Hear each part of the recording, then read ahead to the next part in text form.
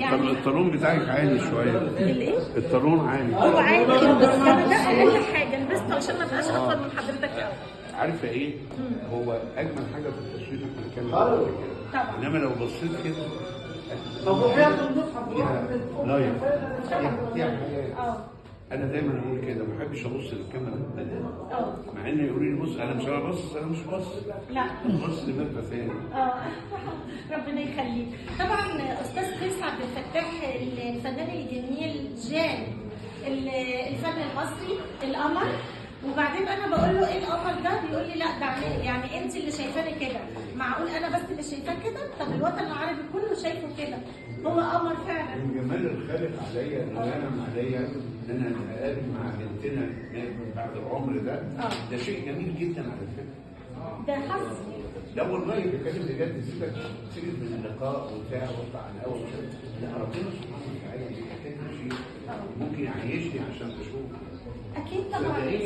اكيد طبعا. نورتنا. اول ما شافتني اول ما شافتني بتقول لي ايه؟ شبه الفنان حسين فهمي فعلا. حبيبي شويه حسين حبيبي طبعا. عمل معايا خلي بالك من زوزو وعمل مسلسل الابطال. وبالك فحسين حبيبي طبعا. طبعا حبيبنا كلنا.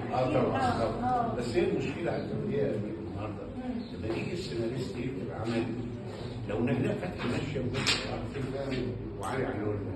عارفه دلوقتي بيعمل ايه؟ يخلوا نجلاء تبص علي علوله ما تبصش. مين ده علي علوله؟ ما علي علوله اي علوله. لا يعني حولوا الفن رقيه واخد بالك حولوه لكده. ده بقى الجمهور بينتقد الى كده. يعني الحقيقه كده. بمناسبه ان بنتنا بسمه انا بتقول لي حسين ولا ايه رايكم يا بنات؟ طبعا. انا بتكلم بجد والله يا احمد. حاجه غريبه جدا. اللعيبه عارفه في ايه يا استاذ؟ اللعيب في المنطقه الشعبيه موجوده. ليه المنطقه الشعبيه موجوده من ايام لما ليه حولوها ان هي كلها ضرب؟ نيفر. لا حقيقي طبعا. ده بمناسبه ان بنتنا بسمه ما قالت حسين يعني لو فكرتيني بس بقول لك على حاجه. رشحت فيلم زمان قدام والدك. فوالدك ده شكله حلو. انا عجبني والناس تبص له. صراحه عجبني حسن يوسف. والله تاريخ بقى ما انا بقول لك. اختصار الكلام. الملكه ده شرف ليا ان انا ابقى متواجد مع الملكه لان حقا كان هقولها على الهوا. هقولها على الهوا عارفه ايه؟ لان انا مواليد الاربعينات فبتفكرني عايز اقولها على الهوا بقى. ما انا بقى انت هتقول لي يعني 20 لا انا بتكلم عن نفسي انا مواليد الاربعينات عشت الفتره الملكيه فهي فكرتني النهارده كون ان انا اجي في حضره الملكه فبتفكرني بايه بقى؟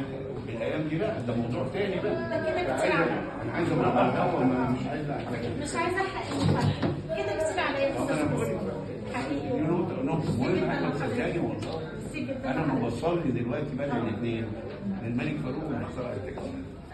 هتقول لي ازاي؟ طبعا يعني لان انا عشت الفتره دي واخد بالك كنا بنخش السينما تلبسي شيك يطلع السلام الملكي وعبد الاستاذ عبد يغني وبعدين يتعمل افلام سينما جديد.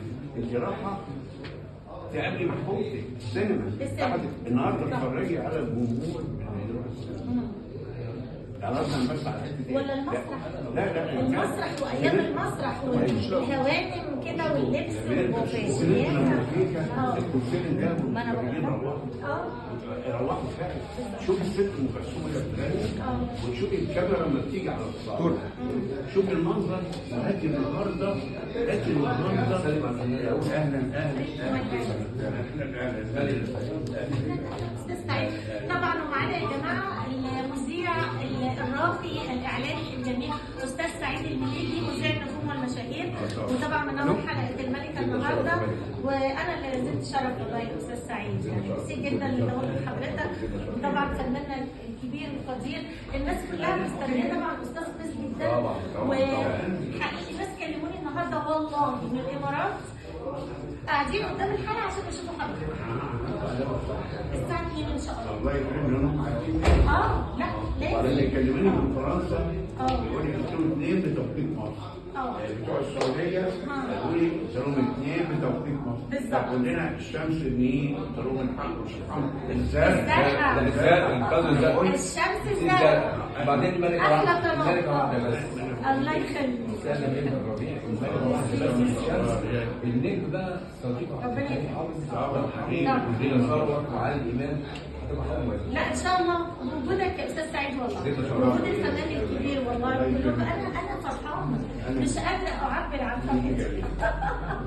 حضرتك ميرسي شكرا لحضرتك. شربت حاجه ولا لا؟ شربت بس كده تذكروه. لا احنا عايزين فنجان. لا هو